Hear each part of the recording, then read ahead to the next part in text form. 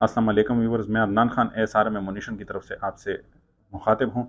आप चेक कर सकते हैं आज हमारे पास बेनेली M4 जो कि शॉटगन है ये मौजूद है। ये एक खूबसूरत और अच्छी क्वालिटी की शॉटगन है और ये बिल्कुल न्यू है, नॉट फॉर सेल आइटम है। प्राइस इसकी तकरीबन 12 से 13 लाख रुपए तक हो सकती है, जो कि न्यू कंडीशन में हो और ये बाक्स सामान के साथ ही मौजूद है।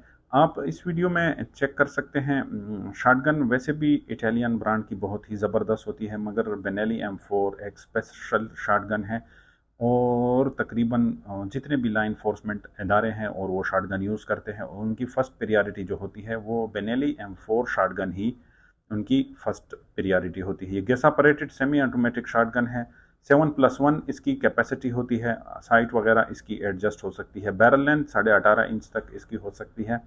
इसमें रिट्रैक्टेबल बट स्टॉक और सॉलिड बट स्टॉक भी आ सकती है।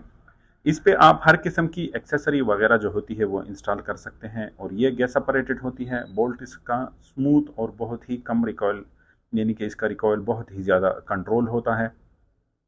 और ये 1998 में बेनेली की कंपनी ने डिज़ाइन की थी। 1999 से ये फिर लॉ इन्फोर्समेंट इदारे मुख्तलिफ ममालिक के जो थे उन्होंने अडाप्ट की और स्टिल अभी तक वो इस चीज़ को यूज़ कर रहे हैं। क्योंकि ये एक बहुत ही रिलायबल शॉटगन है। मिलिट्री शॉटगन यूज़ नहीं करती, मगर इतनी रिलायबल शॉटगन है ये कि ये मिलिट्रीज भी इस चीज़ को यूज़ करती है डोर ब्रीचिंग वगैरह के लिए। और इससे आप हर किस्म के राउंड जो हैं वो फायर कर सकते हैं। शिकार वाले जितने कारतूस होते हैं, स्लग होती है, SG LG बकशॉट, सारी तकरीबन वेराइटीज़ आप इससे फायर कर सकते हैं। और क्रोम बैरल में ये शॉटगन होती है और इसकी साइड एडजस्टमेंट और इस पे आप अपटिक वगैरह एम पॉइंट जो भी चीज़ लगाना चाहते हैं वो आप इससे इस पे लगा सकते हैं। मैगज़ीन इसके साथ ट्यूब वाली मैगज़ीन होती है, जिसमें बहुत स्मूथ लोडिंग और अनलोडिंग जो होती है राउंड्स की होती है।